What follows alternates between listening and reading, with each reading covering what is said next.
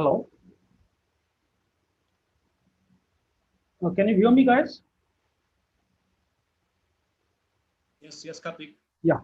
So a very good evening to all of you. And first of all, I would like to thank all of you who took time to be a part of this event. And it's almost it's 4:01, so we can start. So first, let me explain you the intention of in this event. That is, we would like to bring in a platform where technical and non-technical guys who are in the field of IT security or in the related field can join together and have a small discussion on current security issues, whatever you find on the daily newspaper, or if anything specific to any particular domain. We can have these kind of discussions over here. So in our panel, we have Prasannakumar, who is a cyber threat hunter from ColorTokens. We have Mr. Veerababu. He's a security engineer from Crestron. And we have Venkat, who is a founder of Flexible IR. He's into cybersecurity incident response. And we have Ashiq, who is a senior technical lead in VAPT operations in IBM. So on behalf of Wattlecorp, on behalf of everyone, I welcome the panelists to this event. Yeah. So first, we'll start off with a small introduction about the speakers by the speakers. So we would like to know a typical day in your work. If you could brief this up into a 5 minutes, interval, that would be fine. So if you can talk a little bit about your daily routine, what you do in your normal work. So we'll start with Prasanna here. Prasanna? Yes, Karthik. Yeah. Yep.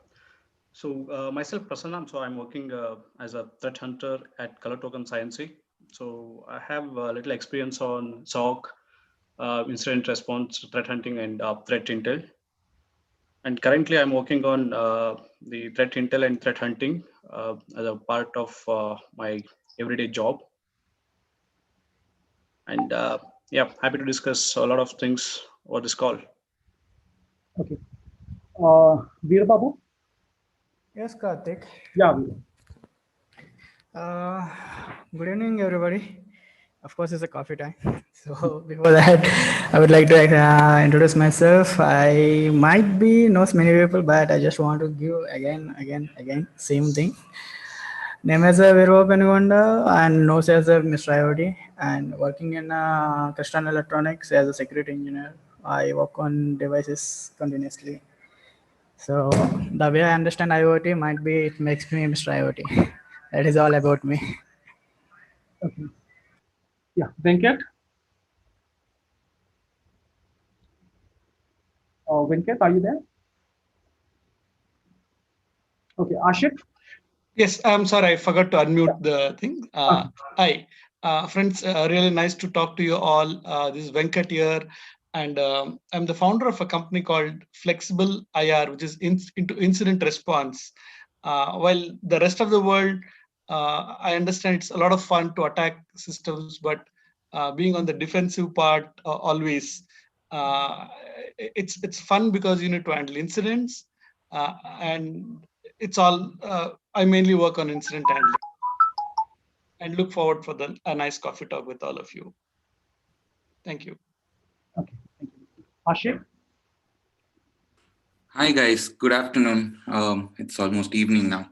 So myself, Ashiq here. I work for IBM. So we do all the internal penetration testings, mainly web, network, Docker containers, Kubernetes, and microservices, and etc. etc.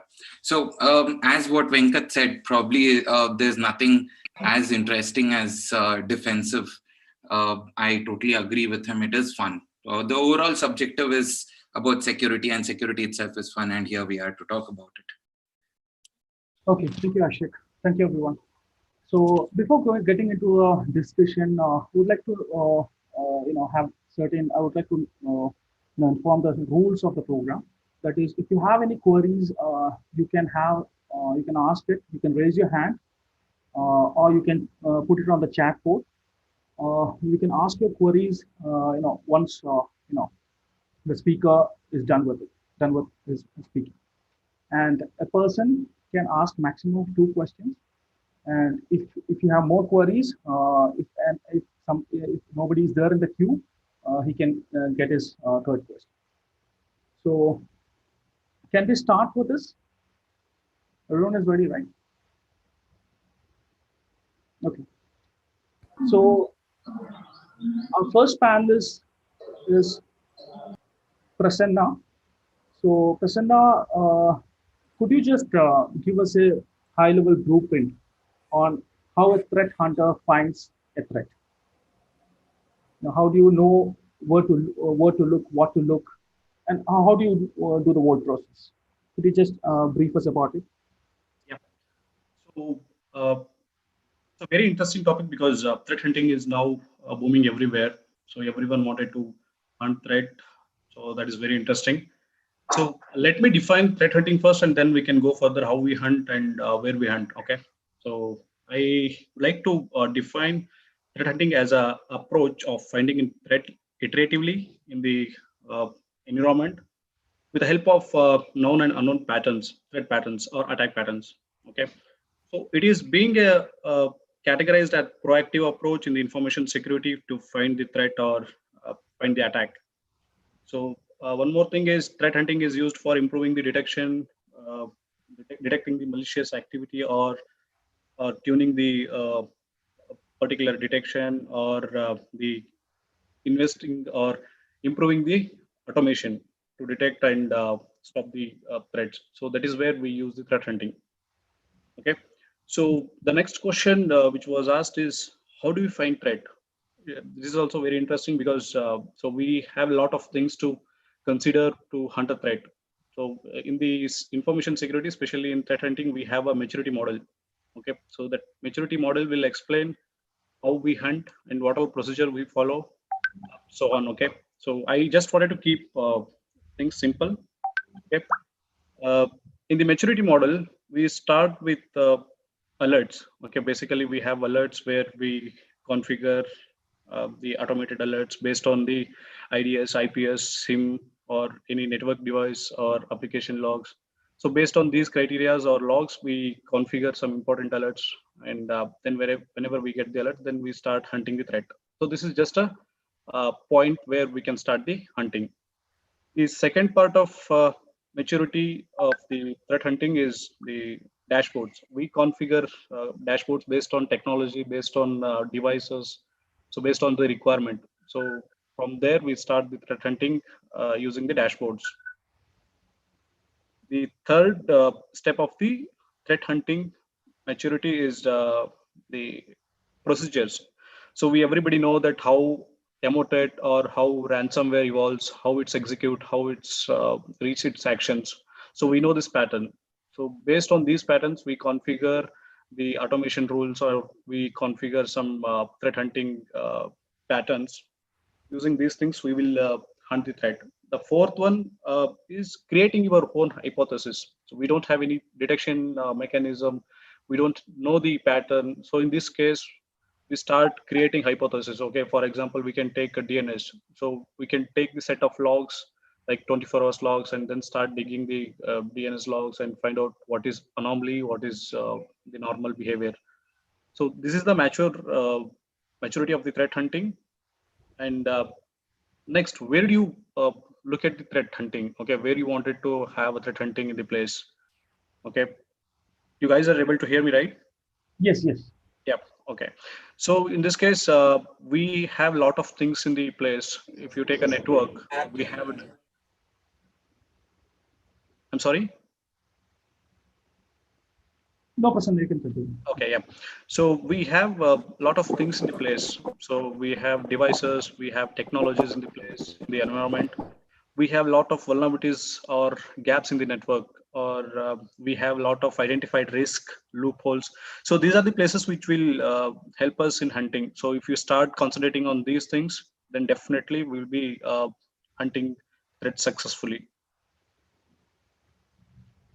Okay, thank you, Prasanna. Hope it's clear. Yeah, it's clear. And we have one more question for you.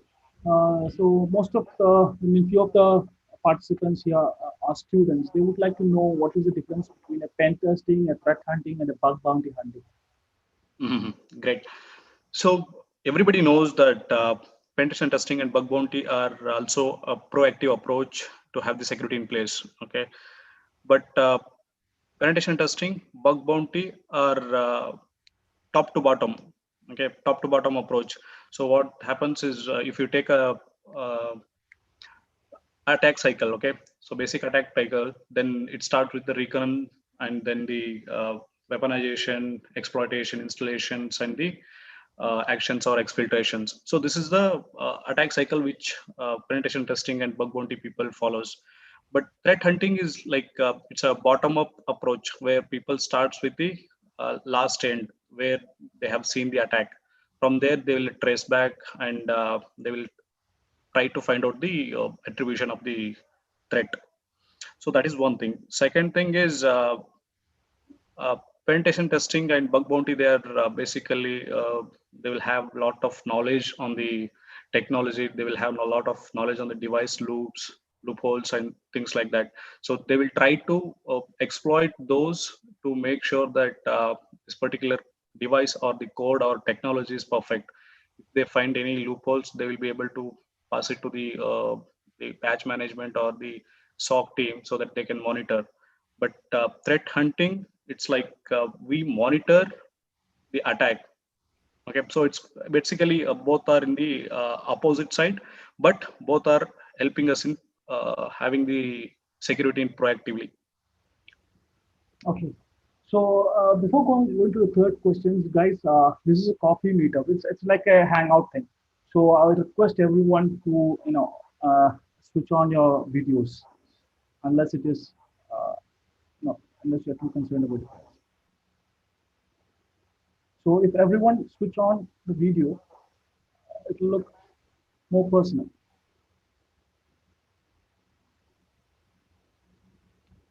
Okay. So Prasanna, could you just tell us about a threat you came across in your career and how you safely isolated it? Yes.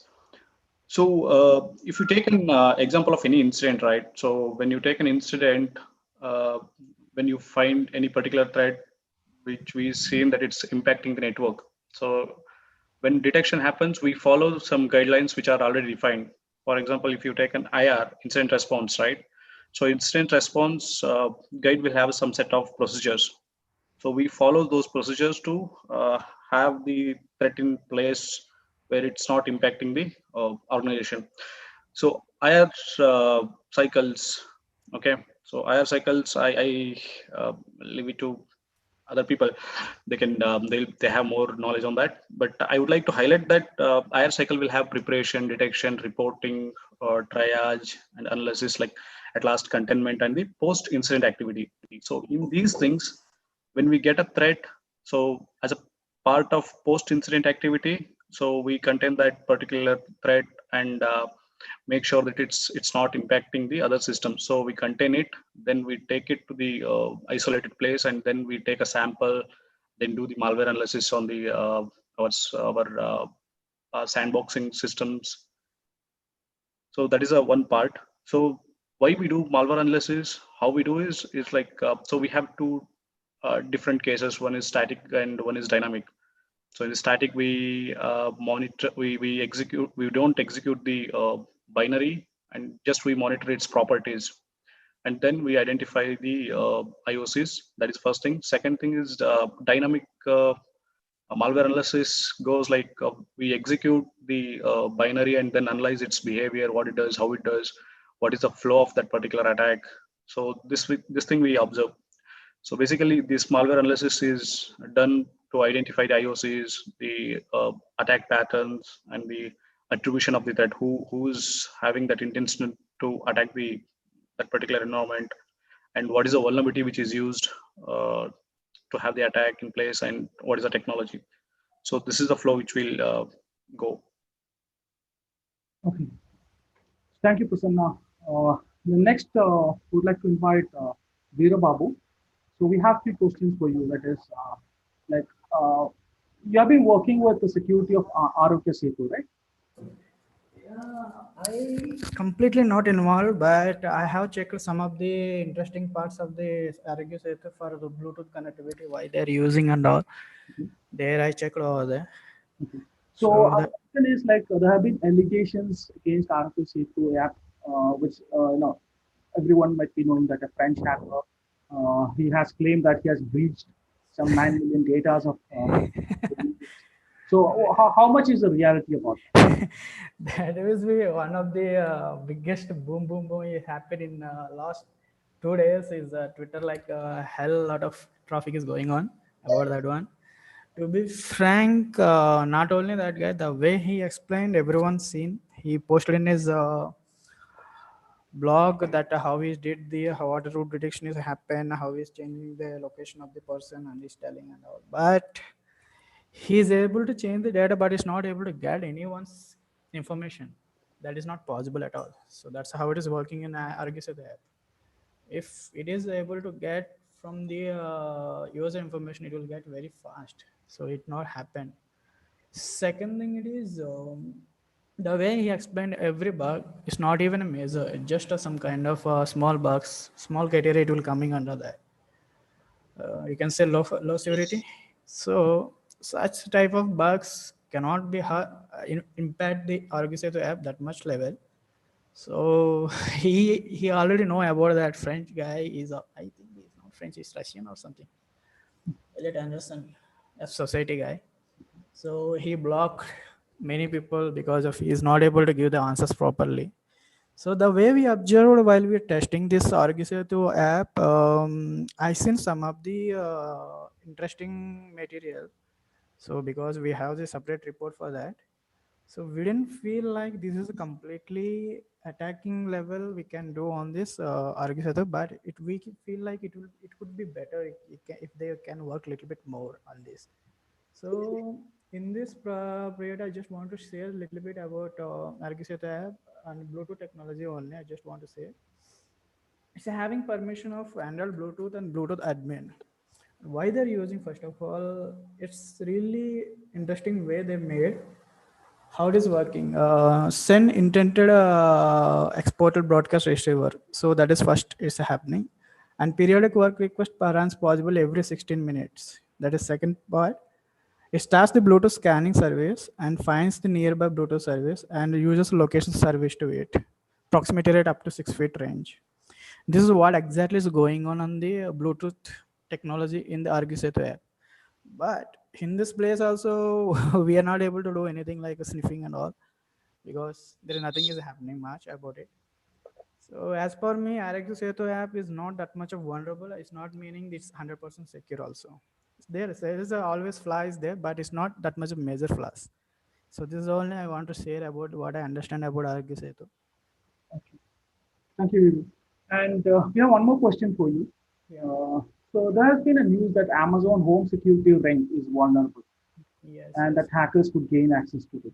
So our question is, how did the tech giants like Amazon, or where did they go wrong in security testing those devices before taking them into the market? For coming to the, that is I can say from starting from the IoT devices security testing. So Amazon devices many are vulnerable. Not only this one, Amazon Echo also having some bugs, and Amazon basic some smart technology scheme that is also having bugs. Many devices they're having bugs, but they're not able to find first before it is going to be production level. There's always one of the lacking pays. What is the reason behind it? Even I don't know much about it. They have security team, but my question it is: are they understand completely how to test the IoT areas? Because we know in a penetration testing we have limitations of some of the documentation because we follow that until we understand completely about application. If you understand completely, then you try to find a 0 days on that. Until you'll just follow the some of the steps. Yeah, if you if I put this payload, you'll get like that. Otherwise, if you write your own payloads, like that is happening. But coming to the IoT, there is the two differences we need to understand. First of all, features, why it's working and what is the reason of it. And second is whether it is secure or not. The second part it is. Which means first we need to understand how feature it is working. If they're giving Wi-Fi, which means connect to Wi-Fi and just use it, that is not, that is the function. Whether it is a Wi-Fi is connecting and speed is happening, it's able to control and it's giving information, that's functionality is happen. Yeah, it's working fine. It's coming to second part of security, whether the data it is going on encrypted or not. So that is where lacking is happen in Amazon rings. Until it's not like if you connect into the network and once you connect that one, it's asking for the credentials through app, then the credentials is going in a clear text. That is what happened. And in this case, attackers can snip this signal and can see this clear text information. That is what flies happen. My intention it is every company and every IoT companies are there and they have their own internal security team also. I'm really happy for that. The second question it is their expertise it is in some location very good, but they're lacking of IO. When it's coming to the IoT, they're not able to test all location at one guy because IoT is not is one place. It's any way it can be attacked from hardware, firmware, wireless, wire communications, LAN, anyway it will come. Even through mobile application, if there is a bug, we can send that bug with the help of that is also happy proven. It's a Bluetooth only. We proven that one. So that is the where IoT is still lacking. And before that, I can say developing also is one of the biggest flaw for the IoT. Development life cycle is there, product development life cycle is there, but is a secure product development like life cycle or not? Means the developer doesn't not not aware of the security terms, then what he can do. They can get the whatever is market in Wi-Fi days, and they will check whether is happening authentication is happening or not. That way it will work. But still I'm believe on that when this type of high productive devices is coming out, I'm not sure that they will be released that much easily, but somewhere flaw is happen in firmware that is they have to identify. So I haven't even checked that one what exactly happened, but what as per the blogging and I seen that is one, this is only the reason behind of it, not more than that.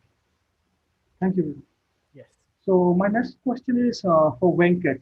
Venkat, could you just give us an insight of how a typical day in office look like for an incident response specialist? Yes. So Karthik, thank you. The first thing is, just before I walk through how does a day of an incident response handler work, right? A quick look at how does a persona of an incident handler look like, right? That's very important. Because if you look at incident handler, he's just not a technical person. He is someone who is battle hardened, right? Like he has to be very battle hardened because whenever there's an incident, there is panic. You get very less time. The time is not on your side, right? That's the biggest problem with incident response. The companies go down in fraction of seconds, and you have very small amount of time, like 10 minutes to 15 minutes to bring your systems back. Sometimes it's not able to bring the systems back. So the role of an incident handler is, again, being on the defensive side, is to ensure the impact of incidents are minimized and you're able to bring up the systems or bring big business back to normal as soon as possible. So this is how typical thought person, this is how a thought of a incident response handler is. Like, how do I quickly respond, right? He's almost like a, every day is like a martial arts guy who's standing and waiting. Okay, now there's an incident, let me handle it, right? That's how the incident handler's mindset is built. So on a typical day, every handler, even as a handler, what I do is I pray to God, okay, today my systems are safe, right? I mean, that's the first thing. Like, I just want to ensure all the systems are safe. The next thing for a typical, if you look at from the time wise, most of the around 40% of a time of an incident handler goes on looking at what are the alerts, what are the typical alerts that are coming in the platform. It could be, for example, if it's an e-commerce site, I can see, okay, today I see a lot of traffic coming in from particular machines which are not valid. So basically looking at what alerts, are they priority or not, and escalating the alerts, looking a little bit deeper into alerts. Again, all to find out if someone has attacked us, right? If you look at the number of incidents, real incidents for a company, it would be very less. I mean, it could be 1 or 2 per year. But on a day-to-day basis, there'll be a lot of very minor port scans. There'll be phishing attacks. But you need to handle them all in such a way that you know your adversaries well. So 40% on handling some of these alerts, and 20% of the time goes on typical meetings, and the next 40% again during the initial part of Prasanna's discussion, right? Threat hunting. So incident handlers also today get a lot involved in threat hunting. Like they get to know, okay, now the Maze ransomware, right? For example, this is the signatures, and this is getting fairly rampant everywhere. So you also start, okay, take up an hypothesis and tell you, okay, let me quickly search if something like this exists in my setups. Right? So that's how the incident handlers are pretty active on a day-to-day basis, looking at anything abnormal, and in case there's an attack, you handle it. That's the typical life of an incident handler. Okay. So next question is for Ashiq. Ashiq, could you just give us an insight on what specifically, what is the real difference between a red team or a blue team and a purple team, and what they actually carry out? Okay, so there is also yellow, green, and orange also for surprise. So it's just red team is mainly it's an engagement which is done for a month together, and probably it's more towards what an attacker is trying to do, how an attacker could get in and pivot into the network and exploit as many systems as possible, and what kind of API and SPI data could be extracted out of it. So focusing and blue team is more about I mean, it's just I feel like blue and red team actually share their work during the course of time. What red team learns is what is transferred to a blue team. Blue team also learn. Blue team is basically about how to overcome these testing activities and the vulnerabilities which the red teamers actually identify. So it's more towards the defensive side. Blue team is all about the defensive side of it. So yeah, they both work hand in hand. We being pen testers and red teamers are actually quite different. We are given probably weeks of time to complete a pen test activity, and the problem with us is that we are given a very short time, and we have to learn about the product within probably 1 or 2 days, pick up all the possible areas of vulnerability, and be as quick as possible to identify and exploit or find weaknesses. So pen testers are nothing but probably we just look into the entire security assessment of a particular product. Red team go behind where the buck is. So yeah. Okay. So like, after a normal pen test is conducted, what are some top network controls, or if it is an application, what are the basic advices you give to your clients? Rather than that, I would say what lacks in today's world. I based upon my experience, the applications hosted, the business applications that is hosted publicly is pretty much secure. There is a very small loophole for attackers to enter. Probably that could be a misconfiguration which has been done, but the major vulnerability I see is towards the microservices, because mainly for an attacker to get into a system now, coming Docker into places, it's very difficult to break out and enter the infrastructure or the cluster. But what I see most of the admins or operations team, fail to ignore is to configure these microservices. What happens here in today's world is one application is supported or supported by multiple microservices. For example, Apache Kafka is there. There is Zookeeper for centralized management and configuration system. Also, it's about where we are going is to a place where we most of the threat is focused on the business, where the business is, that is the web application, but not focused on the security of these internal services that are running. So mostly we find more and devastating vulnerabilities in these microservices, leaving it open, not keeping it authenticated. This is where red team also comes in and does a lot of their work there, putting in a rogue masters. So what I see is a very huge neglect towards these internal services and supportive components of an application. And obviously these services are also at times exposed out in the public. That is, on a public deployment, these microservices which are unauthenticated, which are is actually left out in the open. You do a simple nmap scan on a public IP and you get all these services exposed, and it's just a matter of time to get in and compromise the entire infrastructure of the cluster. So yeah, so this has been a huge concern, not just for us, I guess for the entire security community. If you see Shodan now, there is a lot of these microservices exposed with no authentication enabled. All over that, I see microservices is improving, and the security, I'm talking about the defensive of it, and the knowledge of how to secure these services is improving. But yeah, there needs to be more done here. Okay, thank you. Venkat, could you please tell us about what an incident response playbook actually is? And could you just give us some examples on what is a playbook? Yes, sure. So what I'll do is I'll quickly share my screen just to showcase one playbook so it becomes easy for me to explain. Just 1 second. Yeah.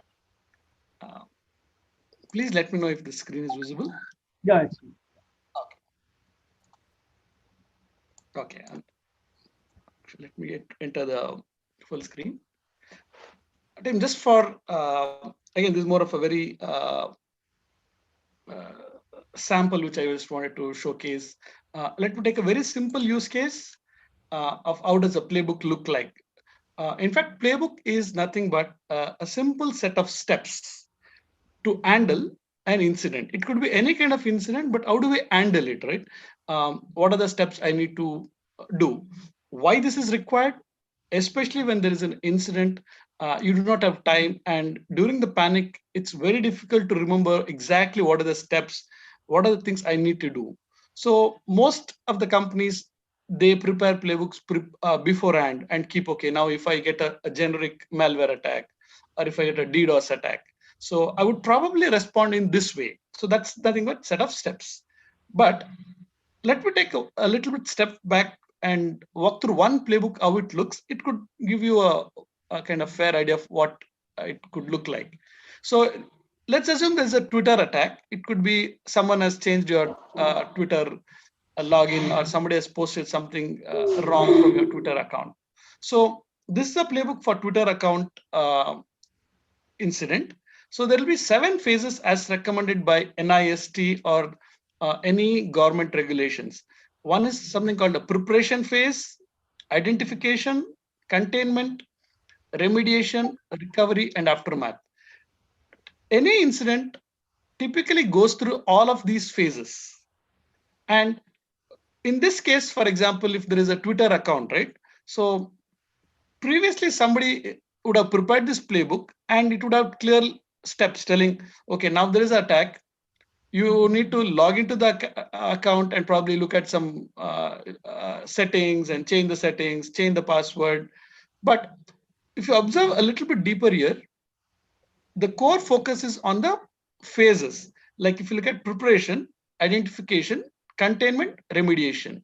So in the identification phase, we typically identify what is the scope of the incident, right? Like, is it a big issue or is it a small issue, or what is the root cause? Basically identifying a little bit more about the incident. For example, if it's a Twitter account, if it's a CEO's Twitter account, it's important, right? I mean, if it's a company Twitter account. Now, if it's someone in the company and it's mainly used for some internal communication, or if it is for vendor communication, then it's a lower priority. So basically, identification is scoping of the priority of the incident. Next, but most important one is the containment.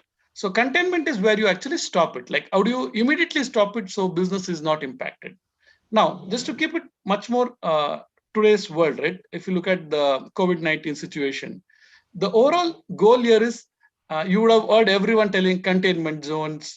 These are the we need to contain the problem. So the same thing happens in incident response. You need to somehow contain the problem and then solve it. So that's how the entire process of incident response happens. Thanks, Okay. Yeah, thank you. So the next question is open for all. So actually, we would like to know that what are the basic security measures or security mechanism which has to be put in place by a SME sector or the management of an SME sector. I'm not talking about the corporate, but a small business owner or a medium-scale business owner who sells SaaS products or any kind of web applications or mobile applications. So what are the basic security measures that they have to look for? Karthik, could you please repeat again? Yeah, what I was asking is, what are the basic security measures they have, the small scale industry, SME sectors has to look forward when they are building an app or a SaaS product? I would say threat modeling is the most important step. I see that's not happening for a small or a mid-sized company. Very few take it very seriously. So for me, yeah, then comes pen testing. So first, during the SDLC phase itself, threat modeling has to be done. Those needs to be addressed and taken swift action against the loopholes found during the threat modeling phase.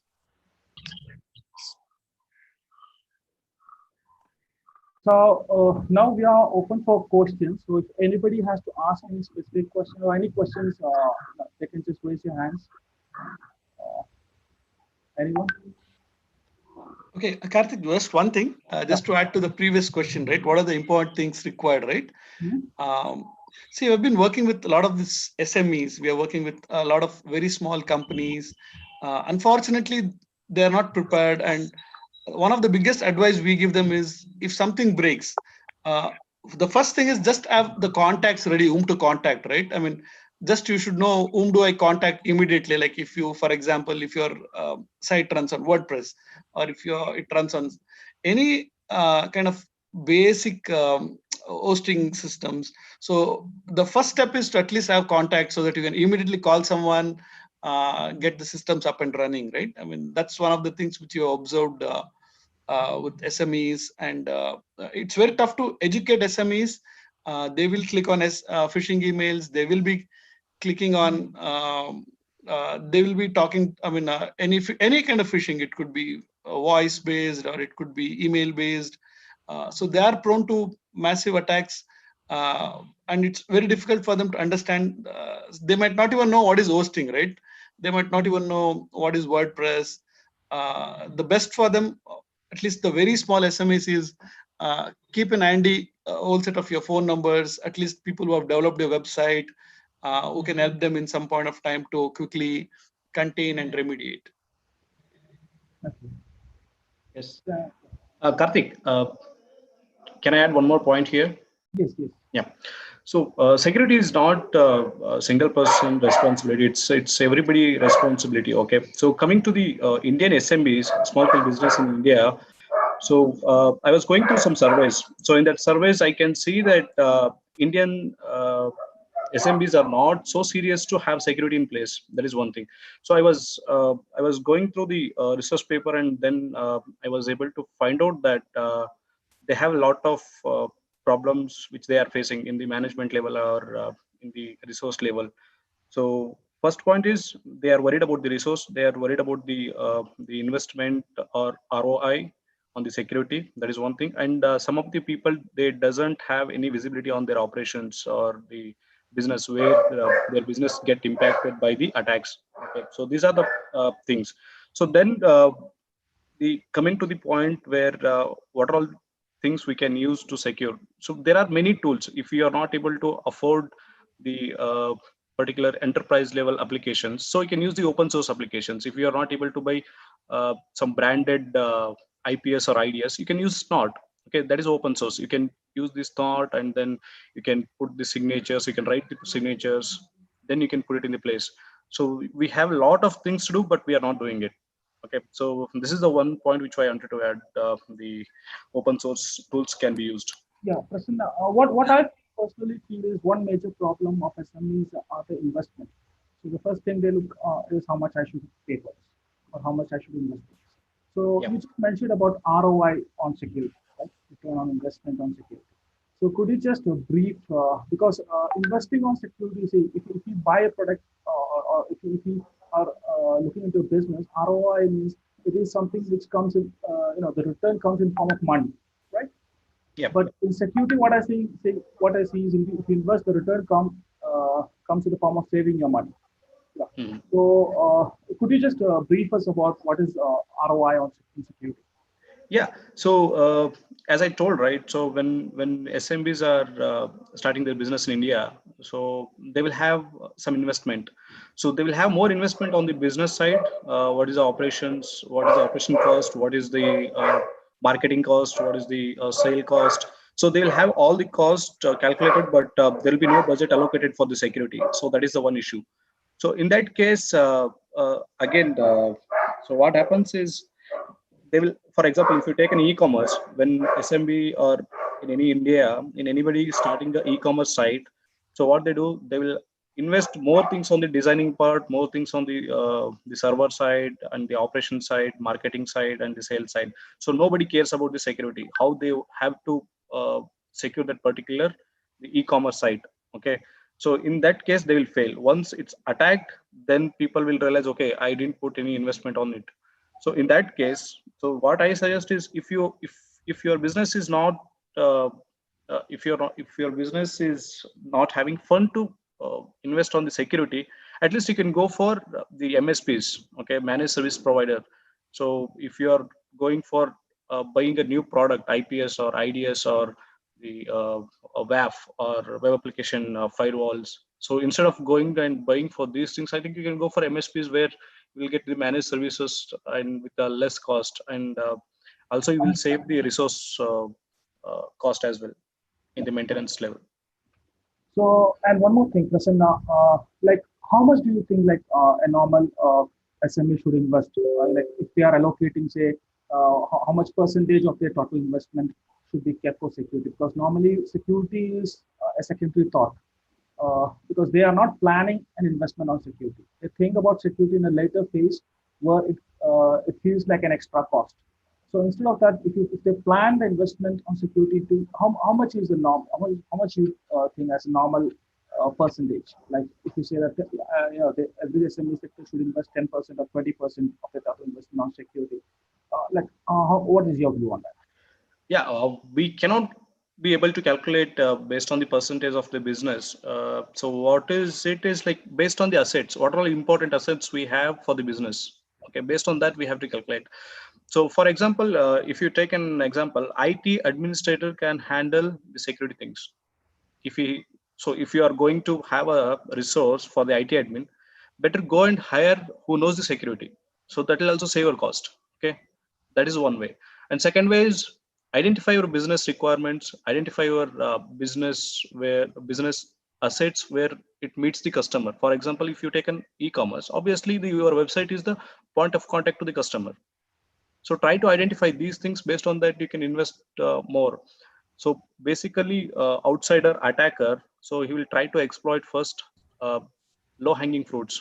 Try to cover those first, then you'll be able to improve. So it's not one time business or one time investment, it's continuous investment. You keep on identifying, fixing, so that is a continuous process. So keep on improving and keep on securing. Yeah, So, Karthik, yeah, I totally agree with what Prasanna said. And as there's one more point which I want to make. What earlier Veerababu said about Amazon devices being, having a lot of loopholes. Now this, actually pen testers or anyone like the security personals, I mean, whoever is involved in any sort of auditing and certifying a particular product secure, they basically see us as a pain in the ass. So more so because they would have invested so much in the product, so much of development would have gone on it, and then finally when it comes to testing phase, when we find vulnerabilities and when they see high and medium, it's a threat to them. They have to rework on the code. They have to change a lot of things, and basically certain vulnerabilities can delay the release cycle. This plays a very important role with the approach as well. So most of the people just try to convince you and say that okay, make this as low, make this as informational, force you into a different direction, explain you different things. They get back to us and say that okay, this code base is not ours, it's someone else's, so can you make this as informational? So they are pressurized with these releases, and certain vulnerabilities are not seen, or they see it as a when it comes to delay of a product, they see it as a loss, and they just go ahead and release the product and just wait for the big boom to happen and then regret about it. So yeah, that's where I guess in most of the engagements, uh, you know developers have come back with a banging axe, like, why have you reported this, what is the issue, and all those things. So I feel the community itself has taken security not so seriously. It has to improve, but I'm happy where we are, but still needs a lot of improvement and education, and especially from the management end on security, whether it It's is a big, small, or whatever yeah, size the company is. it's completely agree with Ashiq. Actually, coming to the product picture, we have a time target. We had to launch the product at any cost because business is the main important over there. So there might be a lot of pressure. Of course, it will come. We can't do anything. So what will we do? Testing cases. What we have, we need to finish in timeline. Like with, I need to complete. First of all, to understand about a device complete architecture, it will take maximum 1+ day to understand completely each and everything. If it's having multiple features, like if that device is having multiple connection like home automation and all, it will control many things. So for that one, at least 2 to 3 days to understand only, and it will take time. So once I understand, then I need to start attack on each page. I need to write the page where I need to attack surfaces. I need to make one point on it. Then I had to start working on it. So, but the problem it is coming to the products, they had to launch this product and they had to make money. Then this is a business model. So what will be happening? Pressure is starting from higher end to management, management to employees. So what will be happen? Testing is going on. It's just like what we able to see or what we know. Basically, that will only we are able to test, but we are not able to do the R&D on the devices because that is where we are lacking completely. Not only Amazon, I am not blaming here. Can blame any IoT company which is developing. There is always have a security loophole that they don't want to concentrate. Take it as some of the devices, some of the device companies, they're not concentrating completely on hardware. They're concentrating on the just application level layer. They secure. They're thinking no one can attack on us. Forget about it. If application is secure, is your firmware is secure first of all. Still, I'm able to see lot of OTA certificates every time. I'm getting a lot of sensitive information. I just know I'm not even using high level ending reverse engineering also. I'm just extracting that I'm getting a lot of information because they understand completely about firmware architecture, where it will be, what I need to see. The problem is we saying same thing. Right now, there's some security configurations came like a signed firmware they're making. That will be very good one. But still, there's some companies are implementing, but some companies still not implementing. That is also security lacking has happened. So areas of expertise. Coming to the security guy, I'm not blaming any penetration testers, any VAPT guys. Don't take anything offensive way. He's as a good at completely web app. Suddenly a requirement is came on a device and they hired him and he asked them to test the directly device. He have knowledge of the web application. There is embedded application is there. What is thinking, he didn't understand completely about the difference between embedded application and a web application. He started doing the SQL injection. Wow. This device running on SQL database? Not at all. Because see, it's not even connected first of all. It's just they gave the device, then it will.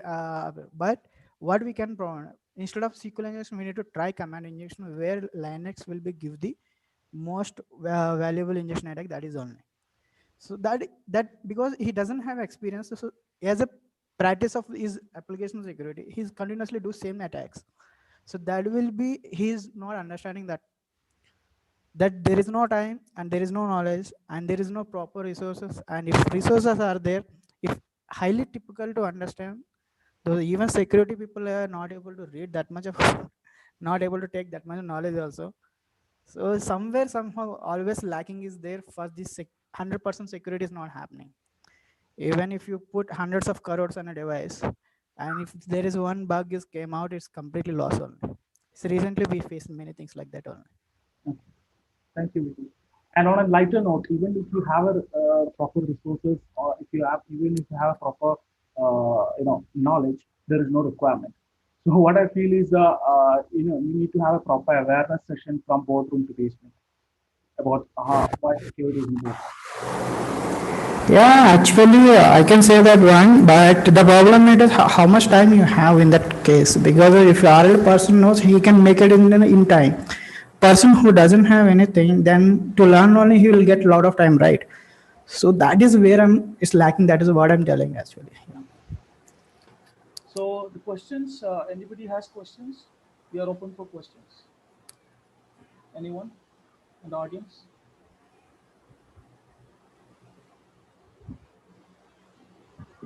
Okay, so I have a question. Hello. Yeah. Yes. We had a recent case about the Zoom hacking, because Zoom used to claim that it is end-to-end encryption, and then because of all that, the hacking scenario and what got out, so people got to know, yes, it is not actually that end-to-end encryption. So, and then they are implementing new things like password and the Zoom meeting things as well. They're implementing. So, what do you think? Will it improve all these, and will like is it still that much vulnerable or not? Because it's they still they used to claim it is end-to-end encryption, but it is not. And Skype is also end-to-end. It's not end-to-end encryption, but then it is much more secure than Zoom. Yeah. Ashiq, Veeru, Prasanna, anyone can answer it. Yes. So everybody worried about the data. Okay. So we are not worried about anything else. We are not worried about the Zoom or Skype, anything. We are worried about the data. So as of now, even I am feeling that, okay, now I'm having a Zoom meeting.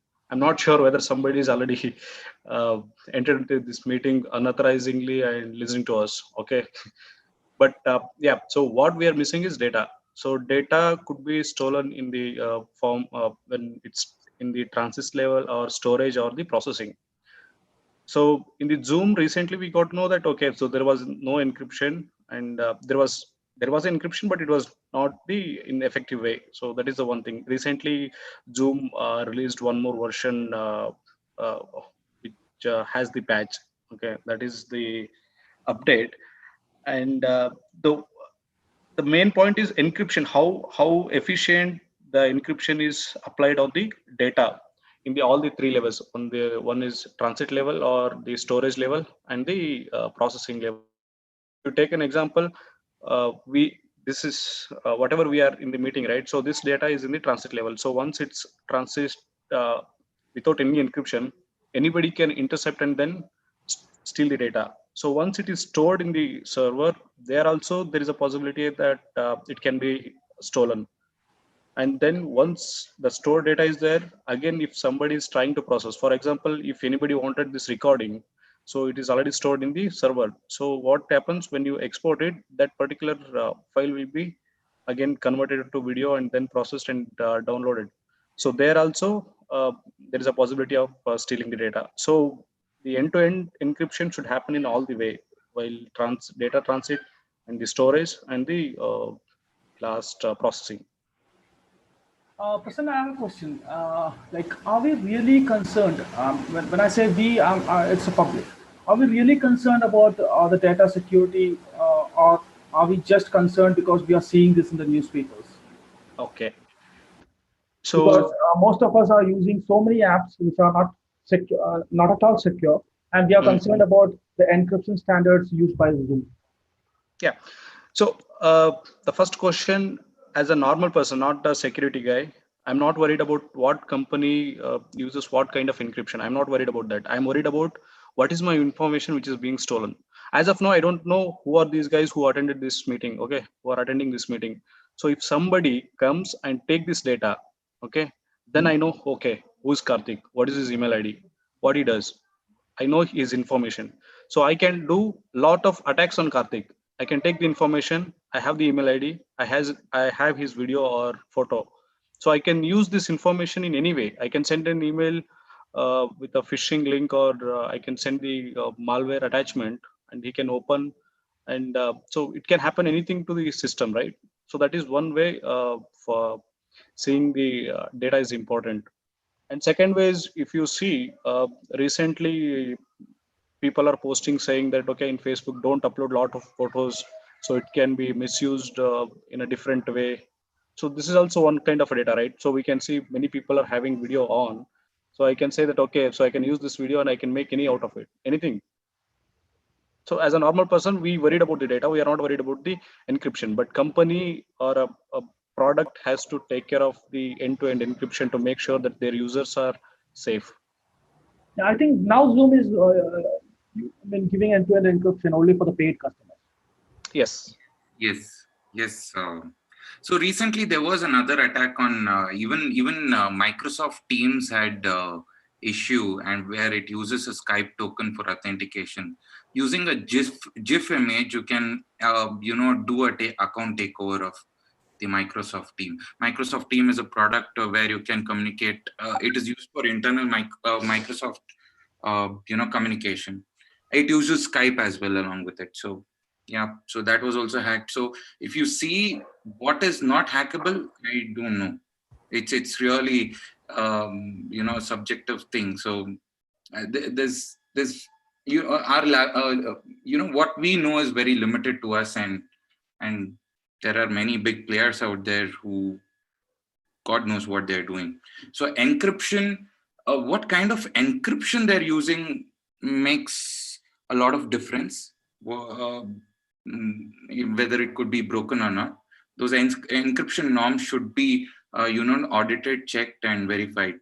I don't know how many companies are doing it. So they also go for lower end encryptions to make sure that, it is compatible across all the devices and clients. So that is also need to be seen. That means most of them are using encryption just for the sake of encryption. Yeah, that's it. So, yep. Just to add to it, right? Maybe the other thing, right? If you look at it from a slightly different perspective, all of these video conferencing apps or anything to work from home, right? Anything which enables working from home, right? The bigger thing is, of course, data is important, no doubt. But if you look at the real incidents happening, especially in the US, right? It's mainly Zoom and other conference calls are used for education, right? It's mainly for a lot of education calls, and where there are a lot of intruders. I mean, they just log into the system, open Zoom calls, open Skype calls, right? So they log in and kind of put inappropriate material. So that is one part of it. The other part is, in fact, the service not being available, right? Like sometimes data may not be critical. I mean, if it's just general calls, right? The service itself getting kind of slowing down, possible DDoS attacks. So there's a lot more, I feel, with respect to this working from home applications, right? Anything, again, Zoom, any video conferencing, the VPN capabilities, the RDP capabilities, anything which enables us to work from home. So those are all areas where it's getting disrupted now, and it's also a lot of load coming into the systems, right? So I guess overall, we are moving into a new, different phase of life, right? Where the new normal is working remotely, and the key is to ensure that all of these systems are working seamlessly, of course, securely also. And any other questions? You can ask questions, guys.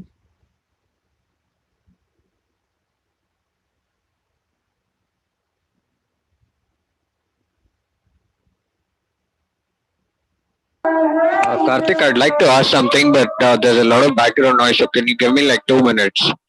There's a prayer going on, and it'll be over in like 2 minutes.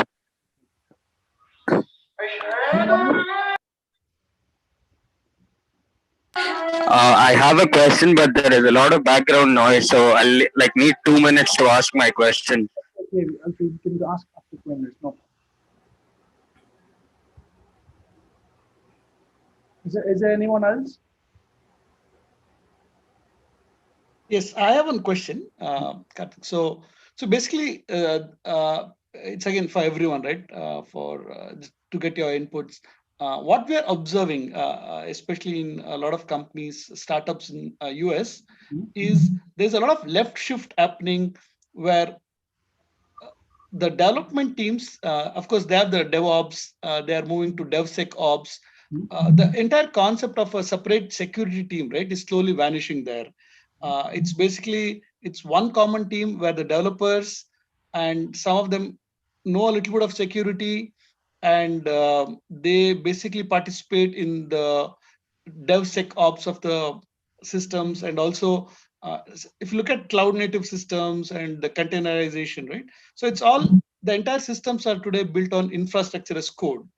And now with the evolution of these kind of rapid deployment systems, the entire, see, previously the security teams were individual, right? I mean, separate teams. So now there is no concept. There's a left shift happening where it's all the teams are one. There's no like ROI, right? Like you were discussing, there is no concept of a ROI. Like what? There is no security investment. It's basically overall the product itself is considered as a product with some kind of sec involved into it. Now it's an agile. My observations team for this. Yeah, still, I think you're talking about agile model of where all the teams are one, right? Yes, and basically it's infrastructure as code, and there's no differentiation, like there is a security budget at all, right? That's what is happening in a lot of companies in across the globe now. Okay. So I'm not trying to get it exactly. Could you please give an example? So are you talking about, you deploy your complete infrastructure onto cloud, and the cloud takes care of it? And no. So Ashiq, my question is, see, now what we are observing, see, this is the observation that we have, is all the companies are moving towards cloud native, right? Now, if you look at startups, so they are moving towards cloud native. But in the cloud native world, the observations are that there is no security teams completely dedicated. So they typically take part, like they're already part of the development teams. Okay. So there is no there's no concept of, for example, is a complete product built and somebody comes at the end of it and does a VAPT or a pen testing, right? Yes, so yes. That's the shift That's actually trending these days. That shift is slowly happening. And big companies are looking into this, framework and how it has been done and how these things could be implemented for cost-cutting purposes. Correct. But I think even the testing is happening in an agile model. The testing is happening, but it is happening not at in the end, but in a rotational basis. No, it's a very slow shift. I don't think so. The big companies are, willing to take such huge risks, but certainly a small and mid-size are onto it now. But I don't know big players what they're gonna do, whether they're really gonna implement it. It's time would say. Yes. Any other questions? Especially for big companies, it's like all of analytics done, see everything. So by the time they analyze the whole profit and loss structure of this whole thing, probably it would be a year and a half to literally take decisions. The problem with big companies is they are afraid of a quick change. So Yes, they like to take it slow with minimum risks. And also this cloud migration is a little helpful for the starting, okay, in the startups. So what happens is they don't want to take all the responsibility, so they will move all the responsibility to the cloud vendor. So he will be compliant for the operations of that particular applications and so on. So these guys have to take care of only application, and rest is left to the cloud vendor. So that is where these guys are interested to move to the cloud. Yeah, Prasanna, that's mainly that. That's why, there is this hybrid cloud concept comes in.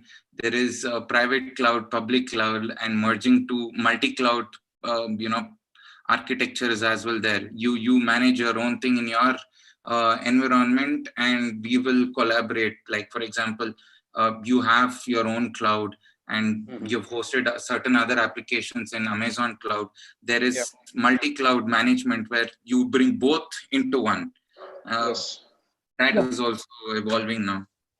And also there is one more point that so startups they're not worried about the compliance in the starting, but later once they have started growing, they will be worried about the compliance. So in the cloud, we have a feature that okay, you can host in a particular geolocation wherever you wanted, you can host there. So which might comply in GDPR and so on. So that is where there is one more plus point for the startups to host their application in the cloud. Okay. Prasanna, I have a question for you. We are hosting this live on YouTube, so we have a question from there. What are the ways in which we can implement proactive approach for hunting parts? You explained more about defensive approach. Would like to know more about the proactive approach and the tools used. Okay. Let me share a screen. I have a diagram. Okay, I will just share it. Okay, so let me know once you guys start seeing it. Yeah, you can see. Yeah. So this is a diagram. Okay, so this represents the attacks basically. So when you know attacker and the attacks, so based on that parameter, we can differentiate the hunting model or hunting threat or something. So here, if you see known attacker and the non-attacks, if you know the attacks, if you know the attacker, basically like if you know attacker means you know the IOC. So who is that guy who is having this IP address who can attack? So what kind of attack he can do? So that also we know. So if you know these kind of both the parameters, so then we can have the different the technology or devices in the place to detect the attack. So if you know the attacks, but if you don't know the Attack. you don't know the attacker. So in that case, we have a lot of technology or the devices in place. For example, attacks, DDoS. Okay, so DDoS is an attack, but you don't know who's gonna do it. So in that case, you can have SIM or IPS IDS where you can see these attacks, but later you will come to know who is attacking it. Okay, so this is one more. And if you go to the other module, so before that, I think I'll cover this one. So you know the attacker. So that is threat intelligence. You will have MD5 hash, you will have IP address, you will have the domain names, these things. You know the attacker, but you don't know what kind of attack he does. So in that case, you will have threat intelligence. So whenever there is a match of this IOC, automatically will receive an alert. Then you start investigating. Then you will see what kind of attack had happened. Okay. When you don't know the attackers, when you don't know the attacks, then this particular threat hunting model comes. So you will start exploring, you take a set of logs for a time period, and then you combine everything and start digging into it. So you know your environment. First, the main important thing is you should know your environment very well. What device is there? What is the log flow, connection flow, network flow, and what all devices are there? What all network are there? What all the other technologies, so on. Okay, departments, so on. So if you know the network, if you know the environment, you know the network flow, everything, then you can collate all the logs and then start observing the abnormal things. Whatever you see is a normal, and whatever you see in the next, right? So because you will be able to differentiate what is normal and what is abnormal. So once you know the abnormal thing, you start digging, okay, why it is abnormal, why it is acting like this, then take it and then start digging more on the two side, reactive side and proactive side. So proactive side is like what it might do, and reactive side is what it has done already. So if you start connecting the dots, you will have whole flow. Okay. Hope that is clear. So any other questions? Prasanna, Yep. so I was just talking to my other friend who works for SOCs, and probably he works on these SIM devices. So what he noticed was there is every day at 9 p.m. there is one particular packet that comes through, tries to break the firewall, and these people just wait and watch, and it originates from different locations every time. Definitely they would be using some proxies or onion routing. Definitely. So what is your approach in such cases? Like there would be a day where it's a bad luck and somehow that packet sneaked in and probably don't know what it would do. So what could be your approach towards such situations? So first you have to identify what service is being targeted. Okay. So because when you see some connections on firewall, right? So we are not worried about from where it's coming. Okay. Because it might change every day or every time. But what service is being targeted, that is a one thing. So then you try to identify whether the service is connected to that particular connection, or the connection is happening to that particular service, and what port, and whether that firewall is allowing or not. So, and also if you have IPS and IDS in place, what kind of packets, what is that malicious thing in that packet? So you have to analyze these things. Then you will be able to identify the intention of that particular threat. So whether it's exploiting it or whether it's having the normal connections, and also why that period is there. Like so constant period is there, right? Every time it's maintaining its timing. So that we have to identify.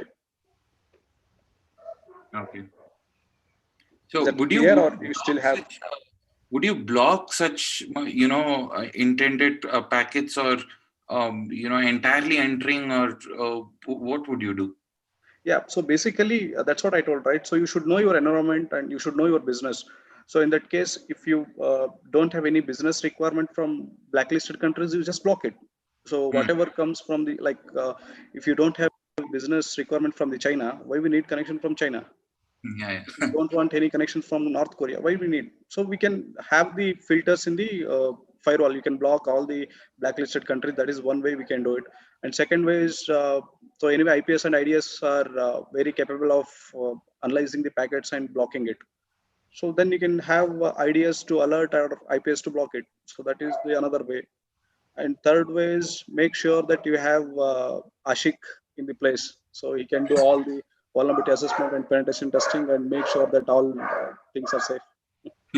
Thank you. Please hire me. Okay, Prasanna, there is one more question for you. I think when Venkat can give some input. So there are a lot of business owners in this talk right now as an audience.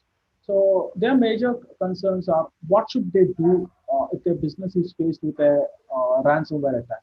So their files are encrypted. What next? That's a big question. Sorry, Karthik, could you please come again? Yeah, can you hear me now? Yes. Yeah, I was telling if a business is attacked by a ransomware attack, what is the next step? What what next? That's the question. Yeah, it's a good question because when ransomware raised, right? So that time many people were afraid that, okay, so everything is logged out, everything is encrypted, everything we lost. And also they had, so one more thing like, okay, what we can do next. So this was a question which was raised long back. But as a best practice, we have to have all the standards in place. For example, if you take a ransomware, when somebody hit with the ransomware, then instead of paying ransom, they can stop the attack, and then they can contain, and then they can bring the backup. So in Indian culture, Indian companies doesn't maintain any backups because they are worried about the cost. So it's good to have standards in place, backup your data every day, every time. So whenever something goes wrong, then just reimage the system and then bring the data back. So that is the way we can do. So instead of going and approaching the attacker for paying the ransom, you can have these kind of standards in place so that you can be happy all the time. It doesn't matter whether it's infected or not. So this is the one thing. When we take a ransomware, yes, we are worried because he's asking bitcoins. So if something goes wrong, if server crashed, what will happen? So nobody's asking ransomware, but still you lose the business. So it's good to have all the standards in place. That's what I feel. And also, these all points of view are my personal. Okay, there is nothing to do with my employer or previous employers. Venkat, you have anything to add with this? Venkat?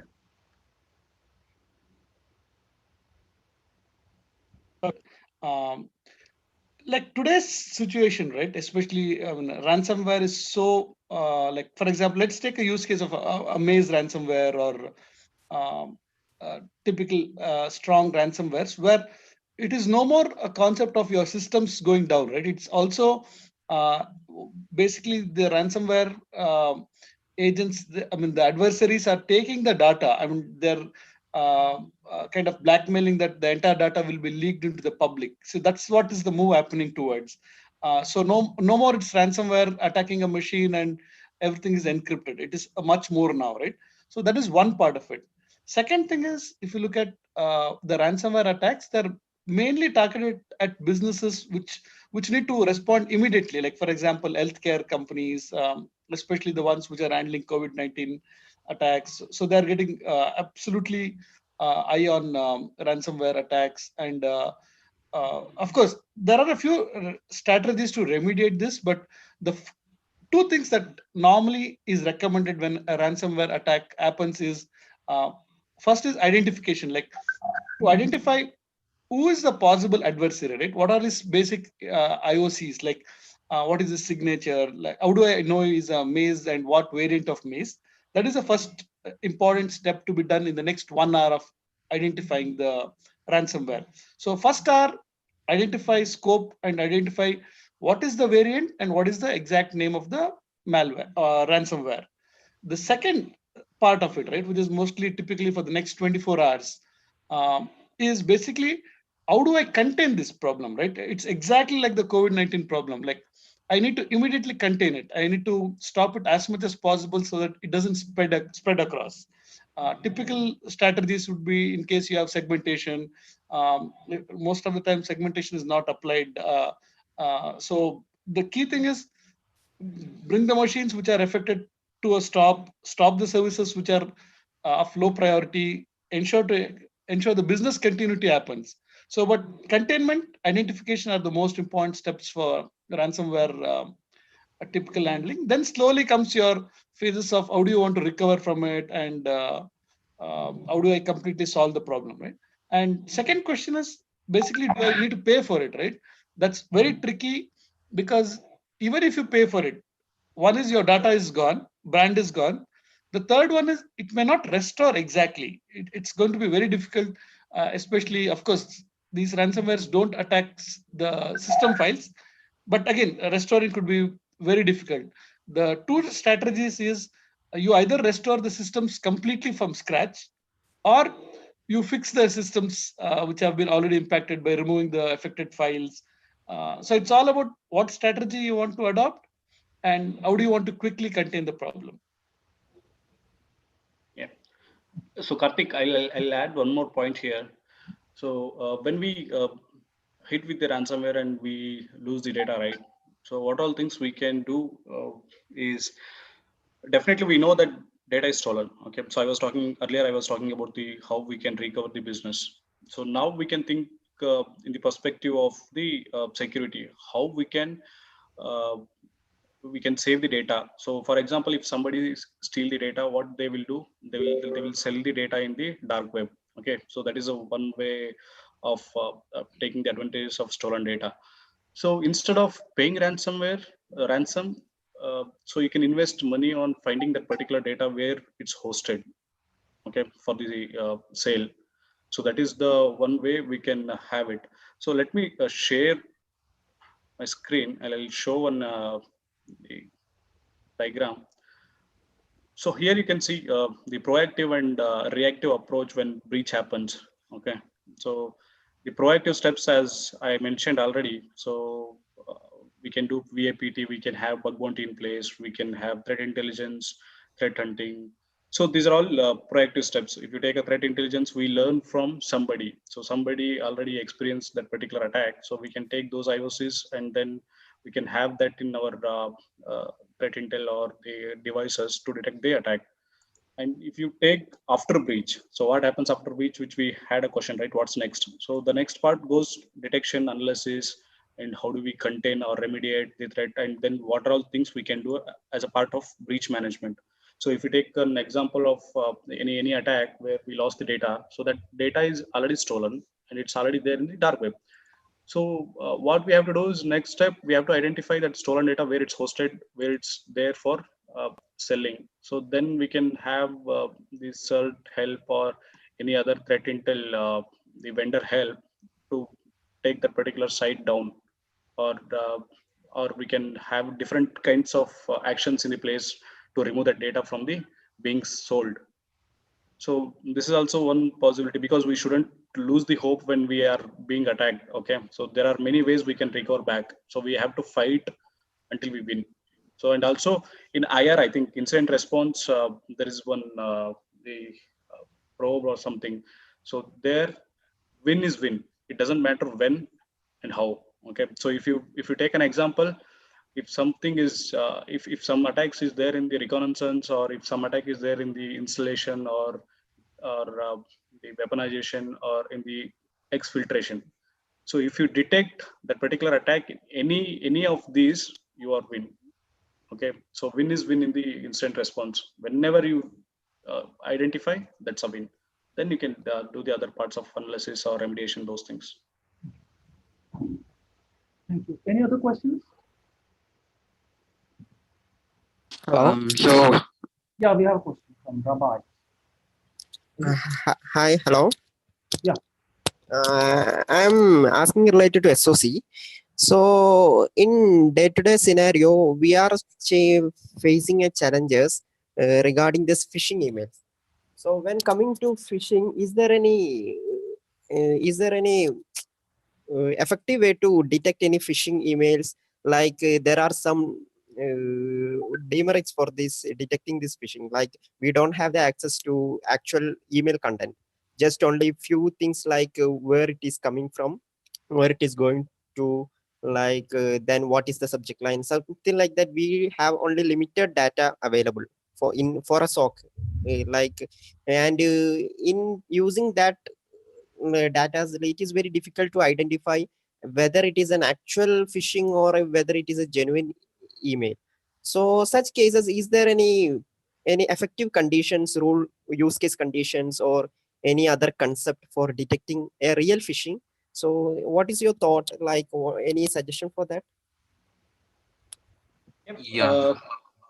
Go ahead, Ashiq. No. I was you carry on. I'll talk.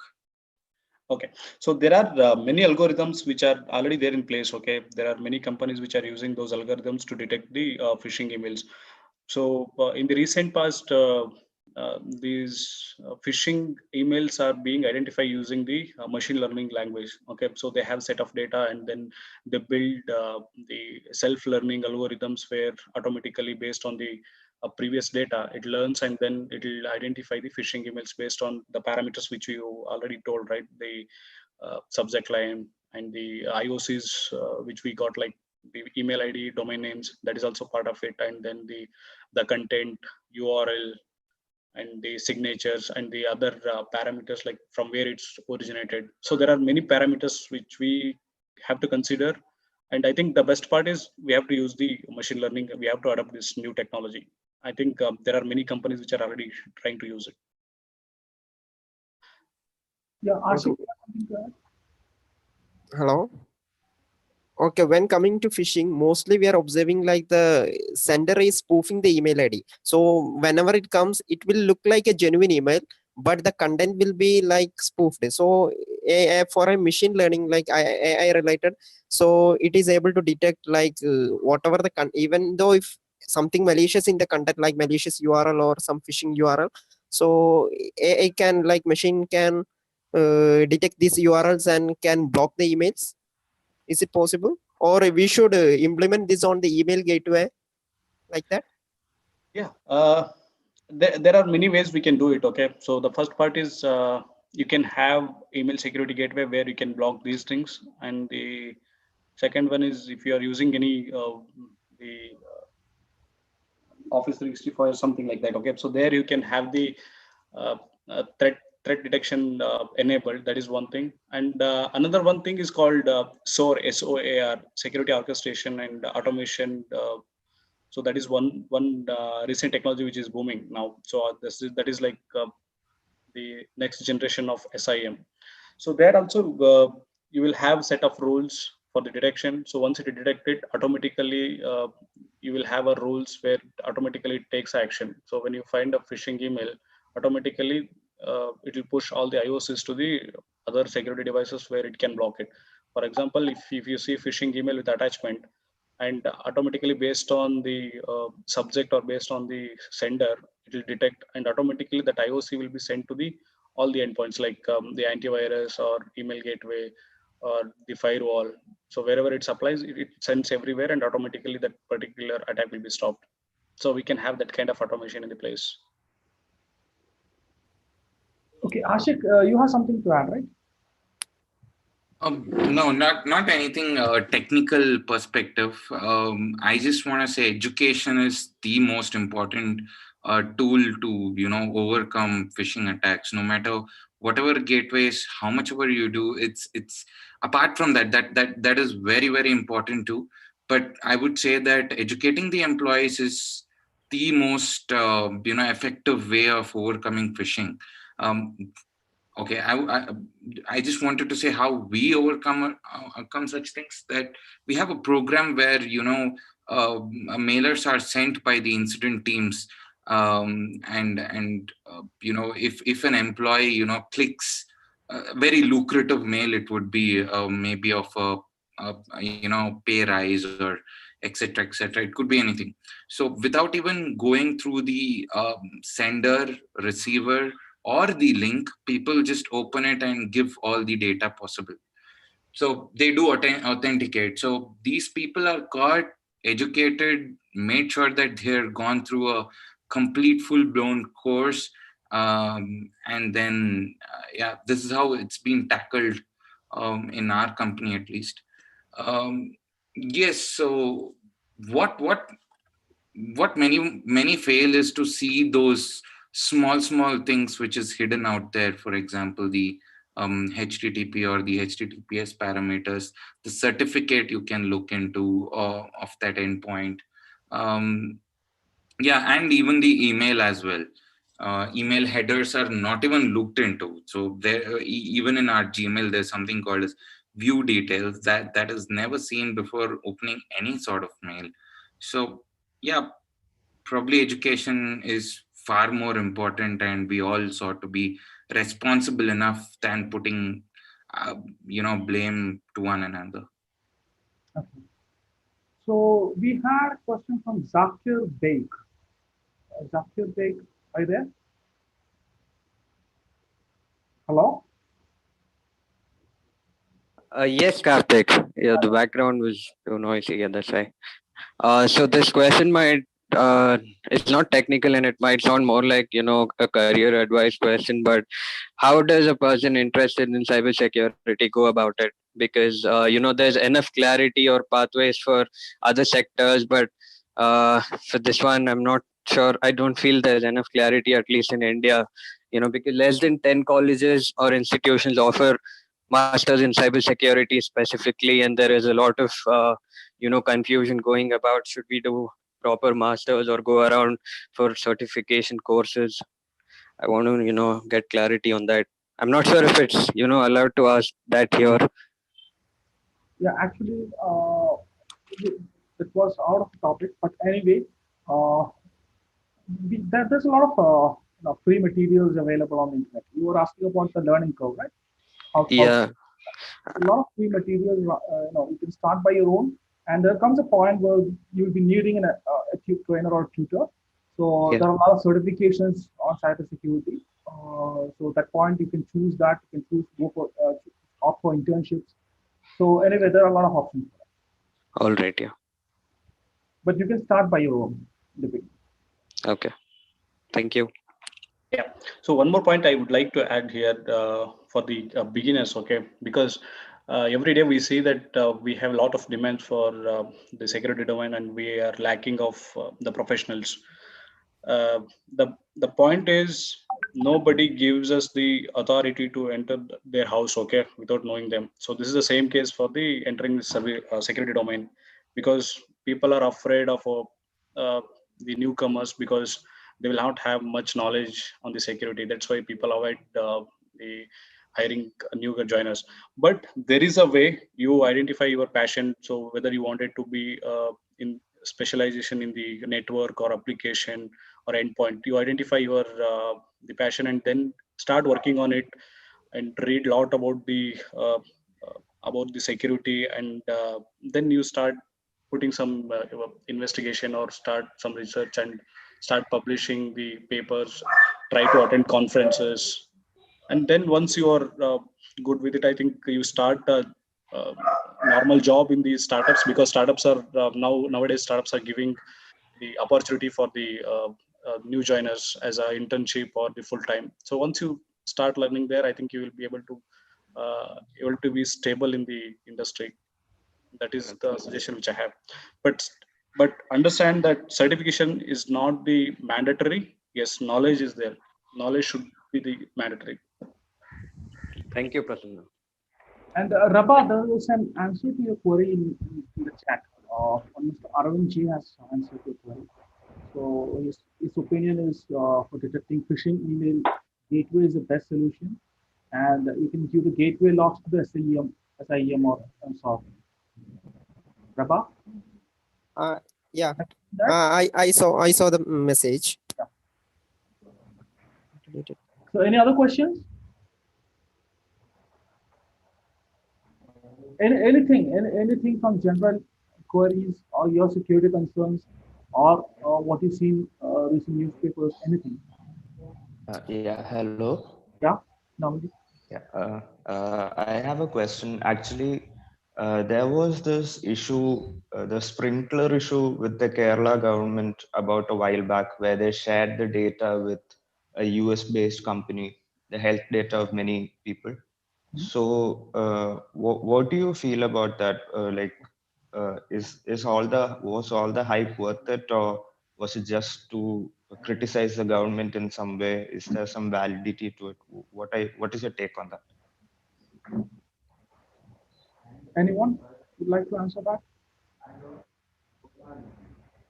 Because at this point of time, I think it will be too political if we discuss that.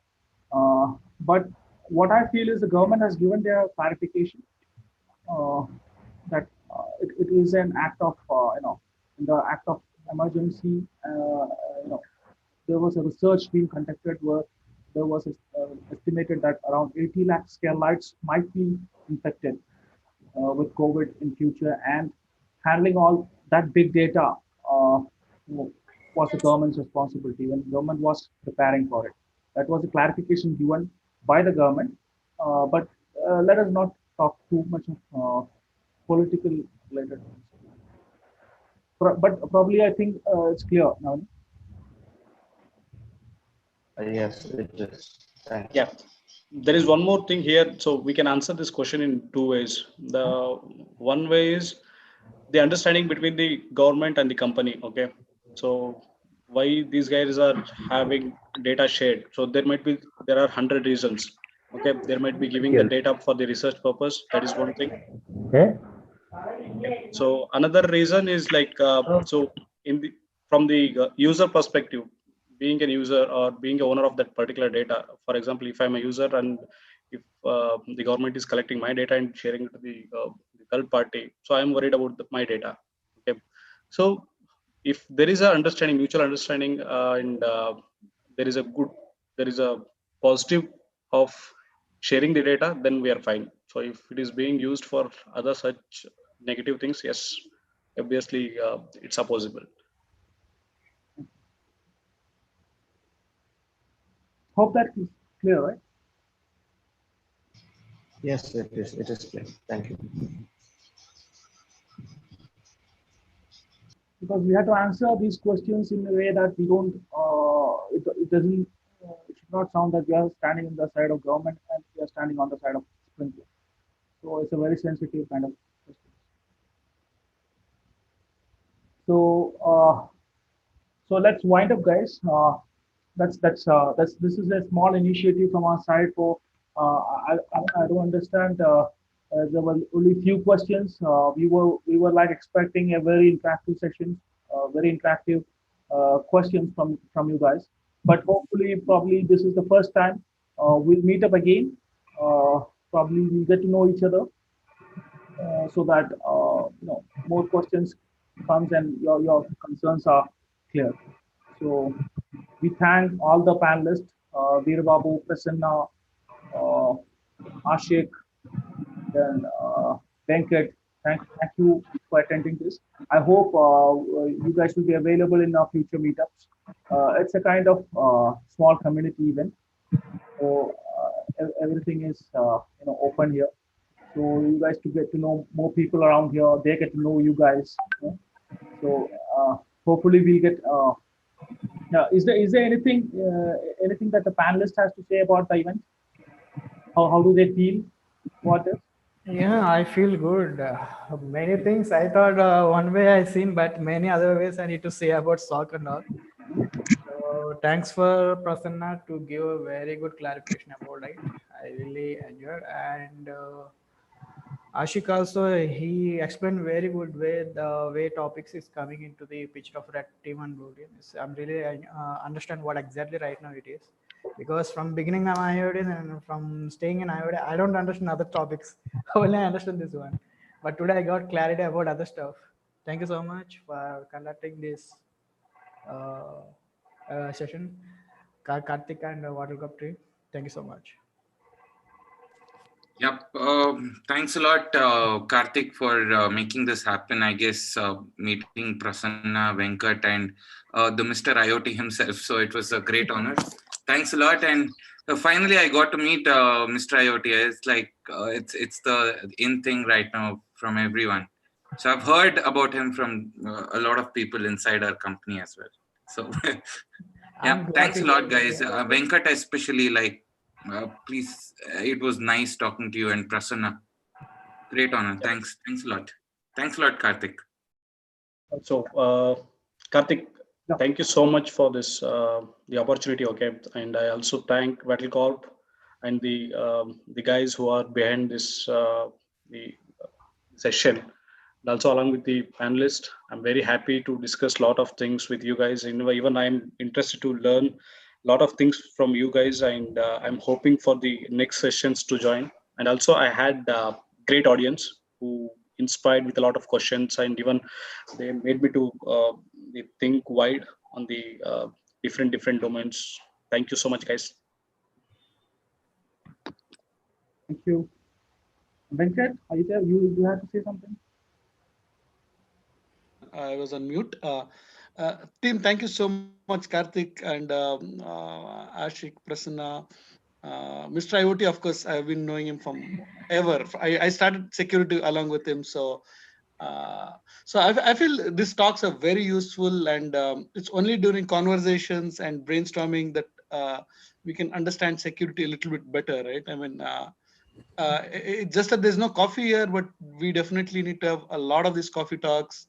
And I feel it's the best part here is the informality, right? We can discuss fairly open, and we can go into some of the things we can go fairly in depth, and some of them more at a broader sense. But it's very important to continue these conversations, and I feel that's how the entire everyone would reach the next level of maturity models, right?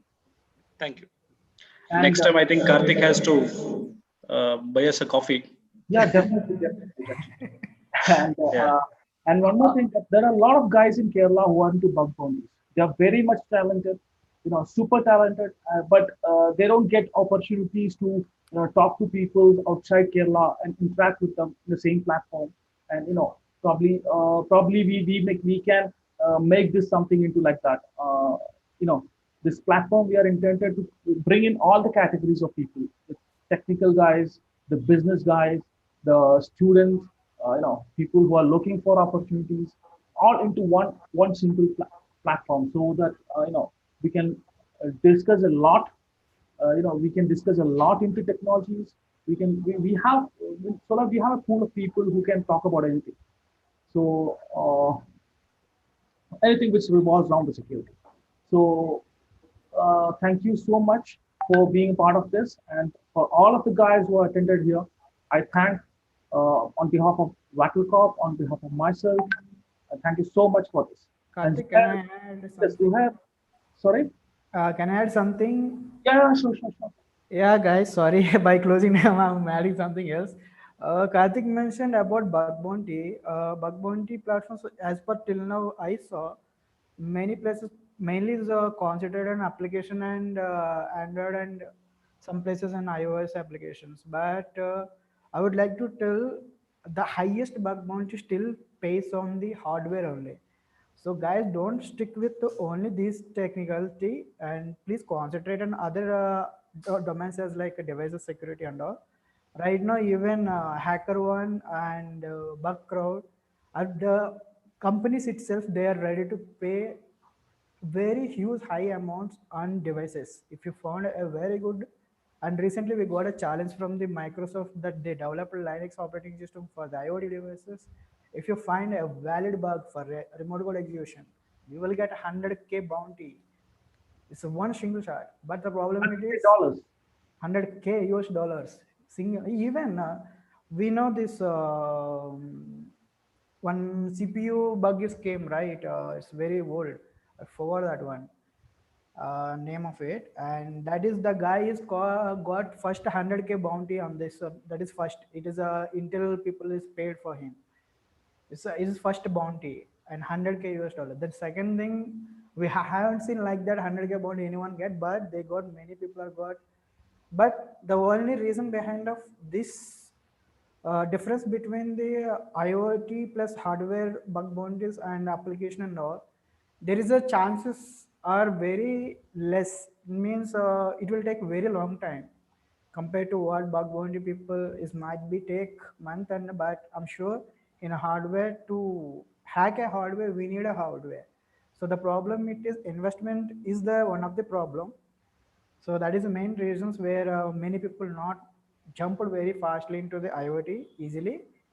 But there is a chance always there. No need to check for the hardware only all the time. Firmware is one of the best part where you can find the heap overflows, stack overflows, buffer overflows. You just need to understand the architecture and the reverse engineering concepts. If you know the good way, if you understand, like there is Azure Labs we have to understand completely a very easy way ARM technology, how HAMA exploitation can be possible. And Samuel also is giving his knowledge, how can we emulate ARM binaries and all. So these things just learn with little bit discipline and little bit seniors. Definitely, you people get very good boundaries on this one, because even I'm also working on Nighthawk right now. It's completely fuzzing the everyday firmware. But these are my point from the bug bounty people. Okay, and we have one more special guest here. Actually, I thank Mr. Bhaskar sir for accepting our invite and being a part of this event till the end. Thank you, sir. Sir. Okay, so yeah, can we wind up this thing? Yeah. So thank you, guys. Anybody has one last word to say? Anybody before ending the meet? If anybody wanted any help or any advice, please contact us on LinkedIn. We'll be always happy to help you guys. Yeah. So you can find Prasanna, Veeru, you can find Ashiq. Ashiq, you are on LinkedIn, right? Yes, yes. Yeah, and even Venkat on LinkedIn, you can connect with them. No, just say that we met on the coffee meetup. Thank you, guys. Okay. Thank you you. so much, guys. Bye-bye. Have a great day.